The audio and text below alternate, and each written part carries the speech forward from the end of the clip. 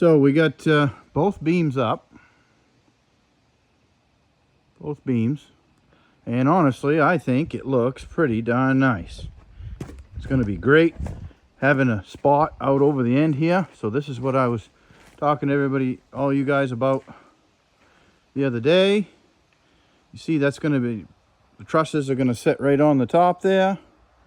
And then you can have a nice space right in here with no posts.